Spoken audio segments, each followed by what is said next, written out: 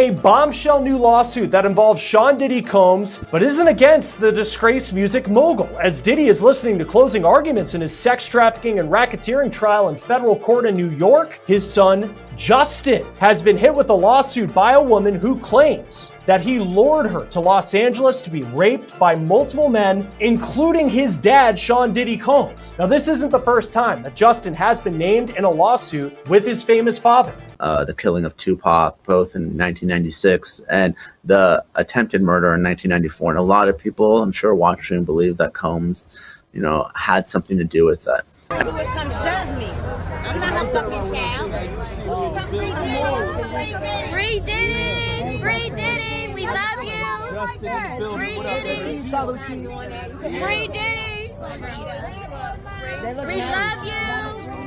My man Lucci. A bombshell lawsuit just dropped that will make your blood run cold. Sean Diddy Combs and his son Justin are now accused of luring a woman from Louisiana to Los Angeles, where she was allegedly gang assaulted by 4 men over an entire weekend. This is one of the most disturbing allegations we've ever covered. We need to address some extremely serious allegations that just surfaced. By now, you're familiar with the allegations against Diddy, from gun and drug trafficking to running a years-long sex trafficking scheme. There's honestly too many allegations against him to list. According to some reports, there are thousands of people who say they were assaulted by Diddy. All that remains to be seen. In the lawsuit against Justin Combs, the alleged victim says that she knew that one of the men was Diddy just because of his mannerisms. But how about this? She also knew it was Diddy because she says that Justin, as his dad, entered the home to allegedly rape a woman that he brought to LA, called Diddy, quote, Pops. Now, we see on Justin's social media that Pops is the phrase that he often uses for his dad. In this lawsuit, the alleged victim claims that she was led to a bedroom where she was allegedly told, quote, you better let this happen or else. Then she says that each man took a turn raping her, calling it a, quote, brutal gang rape. After that, she was taken to an airport on Monday and flown home. Not only is Diddy facing the possibility of spending the rest of his life in prison if convicted of all the charges, the pattern throughout all these lawsuits is eerily similar. Diddy and his team would allegedly drug or spike the drinks of victims before Diddy and sometimes others sexually assaulted them. There are also allegations that Diddy forced these victims to have sex with prostitutes as he touched himself. He called these situations freak-offs, and oftentimes he recorded them. Here's where some of the allegations against his son Justin Combs come in. So all this takes us back to February, when Rodney Jones, also known as the producer Lil Rod, filed civil suit against Diddy. In his lengthy lawsuit, Lil Rod straight name drops Justin Combs, describing him as someone who solicits prostitutes, underage girls, and sex workers. There's actually a picture of Justin Combs with an allegedly underage girl shown in the lawsuit. Now, in this specific instance, Lil Rod alleges at least one underage girl came to Diddy's home for a listening party. A sex worker was also apparently solicited, and a freak-off ensued. As an aside, this is the same night that Lil Rod alleges Diddy forced him to take a laced shot. He started to feel lightheaded and then woke up at 4 o'clock in the morning, naked next to a sex worker. It's important to note Justin Combs is listed as a defendant on this case because, according to Lil Rod, he facilitated Diddy's alleged RICO enterprise and at times participated. But Diddy isn't the only one who's facing some major allegations. 2 of his sons, Justin and Christian Combs, are both name-dropped in several civil suits that list Diddy as a defendant. And the accusations against them are pretty serious, ranging from drugging victims and sexually assaulting them to apparent involvement in a shooting. We're breaking down all the allegations against both sons. A lawsuit filed in Los Angeles County Superior Court is accusing Sean Diddy Combs and his son Justin Combs of orchestrating what's being described as a brutal gang assault that lasted an entire weekend. These allegations are deeply disturbing and involve claims of drugging, imprisonment, and sexual assault. We're going to break down the lawsuit details while treating this serious subject matter with the gravity it deserves. Justin is one of Diddy's 7 kids. Here he is with his dad's arm around his shoulder. Justin has been in court supporting his dad, just as his siblings have been over the past 7 weeks of testimony. Now, listen, whatever your feelings are on Sean Combs and whether you think he's guilty of the charges that could put him in federal prison for the rest of his life, you just have to think how difficult it must be to hear about all the sexual exploits of their father. But if you believe the allegations I'm about to tell you in this new lawsuit brought against Justin Combs, Justin apparently was very aware of his dad's lifestyle. The new lawsuit that just dropped was filed by a woman from Louisiana who says in 2017, Justin Combs coaxed her to come to LA because she says that Diddy's son promised her a job in the entertainment industry. She claims the two had met on Snapchat, and Justin allegedly asked for explicit pictures, and she sent them. The woman, who's not named in this suit, says when she got to LA, she was raped by several men, including a certain music mogul now at the center of this high-profile, historic trial in federal court in Lower Manhattan. Yes, Sean Diddy Combs. The alleged victim claims that Justin invited her out west for a weekend to talk about her career. But when she got there, she says she was kept in a house in Beverly Hills. And according to the lawsuit, things seemed fine at first, but when she allegedly asked Justin Combs if they were going to leave the house, he said no. She claims that Justin Combs offered her alcohol, pills, and weed, and she thinks that the weed was laced. Now, you can see in those allegations some of the comparisons in this lawsuit to the so-called freak-offs that we have been hearing about for weeks at the center of the Sean Diddy Combs sex trafficking and racketeering trial. The woman says after she took the drugs, 3 men entered the house and all of them were wearing masks. Joining us now is criminal defense attorney Will Corman. Always great to have you on Law and Crime. Thanks for being with us. What stands out to you in this lawsuit that Sean Combs is named, but also his son Justin? Well, it's interesting. I think the connection to Sean Combs is pretty tenuous. You know, we've gone through this all. It almost seems the one connection to Sean Combs that they actually put on him is the allegation that Justin called one of the masked men Pops during the course of the assault or just before the assault. That's it. The other connection, obviously, is that Sean Combs is Justin Combs' dad. So I think it's a bit of a stretch. Again, we're just receiving these documents now. We're just going through this lawsuit now. Perhaps there's more out there, but it really doesn't seem that way. That we're talking about. This also isn't the first lawsuit that Justin Combs has recently faced.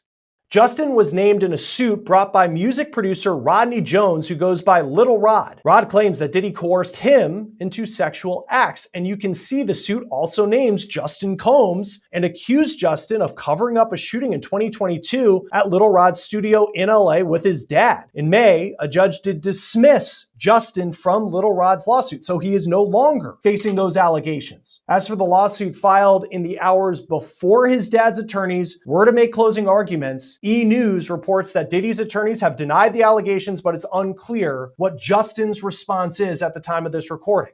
According to the lawsuit filed Monday, this alleged crime began with a calculated deception in March or April 2017. The plaintiff, identified only as Jane Doe, was living in New Orleans and had dreams of working in the entertainment industry. Justin Combs, who was 31 at the time, allegedly contacted her through Snapchat. The lawsuit claims they messaged back and forth and discussed her desire for a career in the entertainment industry. Here's where the alleged manipulation began. The complaint states that Jane Doe sent Justin risque photos at Justin's request. That same day, Justin allegedly offered to fly her to Los Angeles for the weekend. But this wasn't presented as just a social visit.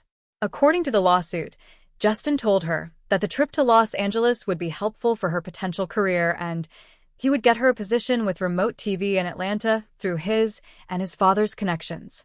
The lawsuit alleges this was all a lie designed to lure her to Los Angeles using his father's celebrity status and connections as bait. On April 14, 2017, Jane Doe flew to Los Angeles. According to the complaint, she was picked up with a black SUV and was taken to a house Justin called the Glass House in Beverly Hills. What happened next, according to the lawsuit, was not what she expected. The complaint states that Jane Doe was surprised that she and Justin remained in the home talking that night and the following day, which frustrated her as she thought they'd go out. When she asked about leaving, the lawsuit claims Justin abruptly said no. The complaint alleges that Justin then ordered them liquor and marijuana, which Jane Doe believed was laced. It further claims he then offered her to take various substances throughout the day. According to the lawsuit, after she and Justin took these substances, 3 other men arrived to the house, all wearing masquerade masks. The complaint states that Jane Doe recognized one of them as Sean Combs, due in part to stature and mannerisms, but also because Justin referred to him on at least one occasion as Pops. She allegedly did not recognize the other 2 men. What the lawsuit describes next are extremely serious allegations of sexual assault. According to the complaint, Jane Doe was then taken to a bedroom upstairs and told, "You better let this happen, or else." The lawsuit alleges that each man allegedly took turns assaulting Jane Doe as she was allegedly drugged and impaired. The brutal gang assault of plaintiff continued from Saturday evening through at least midday Sunday, with the 3 men continuing to take their turns abusing plaintiff. This alleged ordeal lasted the entire weekend, and on Monday, she was driven back to the airport and dropped off. Lil Rod's civil suit points to more accusations against Justin Combs, too, for his involvement in an alleged shooting cover-up. According to court documents, it happened on September 12, 2022, outside Diddy's Chalice Studios. Lil Rod says Diddy, his son Justin, and Justin's friend who went by G were all there when things got heated. Lil Rod says he heard multiple gunshots ring out and later found G on the bathroom floor in the fetal position. Lil Rod says he was bleeding out of his hip and leg area. Lil Rod says he was applying pressure to G's wounds and then asked the crowd to call an ambulance. At that point, both Diddy and Justin Combs disappeared to another part of the studio. Diddy then gave strict instructions to inform the police that he had nothing to do with the shooting. He also forced Mr. Jones to lie to the police by telling them that G was shot standing outside the studio by a drive-by assailant. So that specific allegation involves Diddy's son Justin, but another allegation and entirely separate civil lawsuit involves his other son, Christian, or King Combs. Grace Omar K alleges that Christian Combs sexually assaulted her on a yacht in December 2022, and she says it was facilitated by Diddy. Diddy had rented the yacht around Christmas time, and Omar K says it was a revolving door of high-profile celebrities and sex workers who were often passed out on the ship's deck. The lawsuit says there were liquor bottles all over, and it was difficult to distinguish which ones were laced with drugs. Omar K alleges that on December 28, 2022, while working as a yacht deckhand, she was sexually assaulted by a heavily intoxicated Christian Combs, who physically assaulted her and allegedly forced her to perform oral sex on him. And you know what's interesting about this situation? It's the sexual assault civil allegation filed by Grace Omar K. This is against Christian Combs, as you're referring to it. And Diddy is a co-defendant in this case because she says he facilitated it. It was on a yacht that Diddy had rented. But it was Christian, the one who allegedly sexually assaulted her. I mean, so how does all of that relate? The fact that we have Diddy, who's also part of this, but it's mostly on Christian in this instance? Yeah, in this particular instance, like you said, it did take place on a yacht. She was someone who was working at the time, and Lil Rod was there apparently, and obviously he's a plaintiff in a civil lawsuit himself. But whenever you are a plaintiff in a civil case, you obviously want to go after someone with the ability to pay. That's what we call a deep pocket. So even though Diddy might not have personally participated in this alleged incident, you really want to wrap him in as a co-defendant, because obviously his ability to pay any judgment is going to be very different than Christian or Justin or any of the other of the 7 children. Do you think that Grace Omar K, the plaintiff in this yacht criminal or civil lawsuit rather, do you think that the feds would reach out to her and ask her about her experience perhaps? I do, and this is why. Apparently, and obviously I haven't heard them, she has recordings of this incident, audio recordings, and we know how powerful video evidence is. We've talked about it with Cassie Ventura and how that really maybe even shift the direction of this case entirely, because of course Combs denied everything until CNN got a hold of that video in May. And we're talking about a lawsuit that was filed in April, I believe, and again, I don't know if it's true, but the allegations are that much of this was recorded and there's audio recordings. And if so, and she's saying no, and Christian is moving forward anyway, then you have attempted sexual assault. These are extremely serious criminal allegations that, if true, would constitute multiple felonies including kidnapping, drugging, and sexual assault. The lawsuit doesn't end with the alleged weekend assault. According to the complaint, the manipulation continued afterward. The filing claims that Throughout the weekend and afterward, Justin held over plaintiffs had the possibility of a job that never materialized, along with the photos she had sent to him on Snapchat, which he had saved and could release at his pleasure. This suggests ongoing psychological control and potential blackmail using both the false job promises and the intimate photos she had sent. The complaint states that Jane Doe suffered severe emotional distress, fear, anxiety, physical injury, and emotional injury and trauma from the ordeal. In regards to Justin specifically and these alleged recordings, audio, all of that, so that's in relation to Lil Rod's lawsuit. He's actually a co-defendant listed quite a few times throughout this. And in addition to him sitting next to this alleged prostitute, we have that photo. There's also allegations that he actually partook in these freak-offs and potentially drugged women. This is something Lil Rod is saying. How would the feds go about proving something like that? I know that's the pattern we've seen across a lot of these civil suits, that women allege Diddy, for instance, drugged them. But now Lil Rod's also pointing the finger at Justin Combs, saying he drugged some of these women. How would the feds then go to look further into that? Yeah, Lil Rod's lawsuit is interesting in that there are many defendants. We talked about Christina Horam, right? Some of the allegations that came out in Lil Rod's lawsuit was Christina, of course, being Combs' right-hand woman. She allegedly had the fanny pack with the drugs that were provided to the sex workers. There are the allegations directly against Justin as well. So whenever you're proving something like this, obviously, you're going to rely on the testimony of witnesses. You know, it could be an independent witness, because the sex workers, even though they're participants in a sex act, they won't necessarily be charged, or I don't think they're going to be defendants in the lawsuit if the allegation is that they were forced to perform these sex acts and it wasn't just a commercial transaction. So you can rely on that testimony.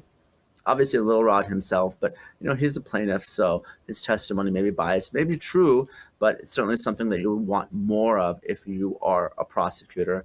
And then you look to video and you look to other types of evidence, maybe text messages, something that corroborates what Lil Rod has said. And of course, if you have someone like Horam who flips, that would be very, very helpful for prosecutors, because we know that former employees, they usually have a lot of information and they can be leveraged in a criminal case or even a civil one to cooperate to save themselves. How do you go through these lawsuits and understand who's telling the truth and who actually has a case that could be heard in court? Someone like Cassie Ventura, when you see that video from 2016, or you do look at some of these Jane Doe lawsuits and you wonder how many of them are true. Look, as a criminal defense attorney, it's my job to be cynical, and it's my job to, review everything with a pretty jaundiced eye. So the question really becomes are there corroborating facts and circumstances from Jump Street that make sense? So for example, if this lawsuit is alleging that something happened in LA during a specific period of time, do we know that Sean Combs was there? Do we actually know that he was present in LA? These things aren't difficult to find out, but it's those baby steps to trying to build the foundation of a lawsuit to see what's realistic that really matter in a case like this. And as you so correctly said, we want victims of domestic violence, of sexual violence, and so on and so forth to actually be compensated accordingly. Unfortunately, when we have circumstances where we have somebody famous who's been charged with crimes, we have somebody famous who's been sued, there can be instances where other folks jump on the bandwagon. And I'm not suggesting that's what's happening here, but it is something that everyone needs to look at skeptically. Right, absolutely. If you were to bring a lawsuit against someone like Justin Combs, or any of these, and even the cases involving his dad, and you're bringing a civil suit, what facts do you need to have? I mean, certainly if you have a victim who says that this happened and they're ready to, they're able to provide some corroborating evidence that something happened, what do you actually need to be able to go to the courthouse and say, I'm filing a lawsuit against this person? I think that you need to have somebody who's willing to state under oath that this is what happened to me, that this is what I'm alleging, these are my damages, this is how it's impacted me. And as an attorney, again, I would want to make sure, especially in a lawsuit like this, where it involves a high-profile person, but quite frankly, in any lawsuit, that there is some corroborating information out there so that my lawsuit isn't tossed out of court pretty quickly. The lawsuit was filed against Sean Combs, his son Justin, and Diddy's businesses, including Combs Enterprises LLC and Bad Boy Entertainment. The legal claims include sexual assault and battery, gender violence, negligent supervision. The lawsuit demands a jury trial and seeks damages including future and past lost earnings. Significantly, the complaint also accuses Combs' businesses of negligent supervision, alleging that these entities should have had knowledge of his conduct and did nothing to stop it. The suit also names defendants 1 through 10 and alleges they have enabled and conspired with Combs to commit the offending sexual battery. Diddy's media team issued a statement denying these allegations. No matter how many lawsuits are filed, it won't change the fact that Mr. Combs has never sexually assaulted or sex-trafficked anyone, man or woman, adult or minor. The statement continued, "We live in a world where anyone can file a lawsuit for any reason. Fortunately, a fair and impartial judicial process exists to find the truth, and Mr. Combs is confident he will prevail in court." How does Justin Combs defend himself? Does this get wrapped into, I mean, if his dad's going to have to defend against this, is it a 2-for-1 when it comes from the defense side? I mean, it could be. I mean, we certainly don't know what the corporate structure is of Bad Boy Records and all the other entities that are named as defendants in this lawsuit. I have a feeling that Justin Combs will get counsel. I have a feeling that Justin Combs will get excellent counsel.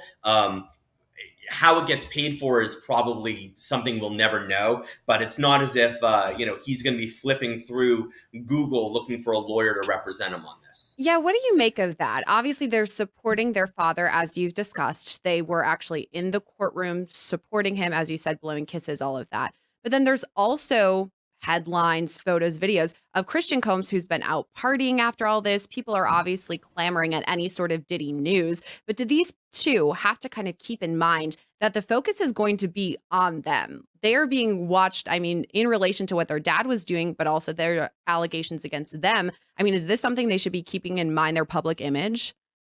I do, Sierra, and it's not just about the courtroom. We've talked about the court of public opinion in a case like this, and the jurors are ordinary people, and everyone knows who Sean Diddy Combs is. And if there's this sort of very high-profile criminal trial happening in May or sometime in 2025, and the perception is that the family doesn't take this seriously, they're partying, they're drinking, it really plays into some of the allegations that this was just a party lifestyle, and these individuals thought that they were above the law. Now, again, I'm not saying that jurors don't follow the instructions in the law, and they're really supposed to decide the case solely based on the facts and evidence in the case. But we've seen it time and time again. It could be Johnny Depp, it could be Michael Jackson. Whenever you have someone who's high profile, and the narrative, the public perception, the PR really machine goes in one way, it can really help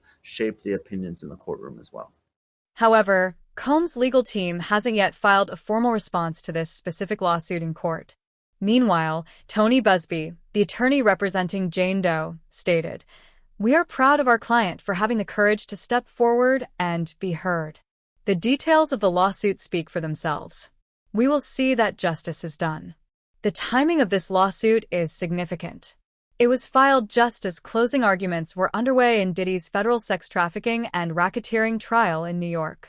This adds to what the lawsuit describes as Diddy's ongoing allegations of sexual misconduct and violence.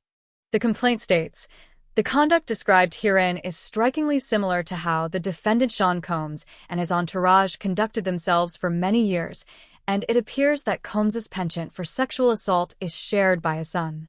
Diddy is currently facing dozens of civil lawsuits alleging various forms of sexual and physical abuse, all of which began after Cassie Ventura's lawsuit in late 2023 that was settled for $20 million. This lawsuit represents a significant escalation in the allegations against the Combs family. For the first time, Justin Combs is being accused of directly participating in alleged sexual crimes alongside his father. The lawsuit paints a picture of a systematic approach to alleged abuse, using celebrity status and job promises to lure victims, then using drugs and violence to control them. If these allegations are proven true in court, they would represent some of the most serious criminal conduct alleged against the Combs family to date.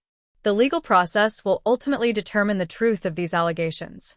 Both accusers and the accused deserve due process and fair treatment under the law. What's certain is that this lawsuit adds another deeply serious dimension to the ongoing legal challenges facing Sean Combs and now extends those challenges to his son Justin. We'll continue following this case as it develops through the court system. These are serious allegations that deserve serious attention from law enforcement and the judicial system.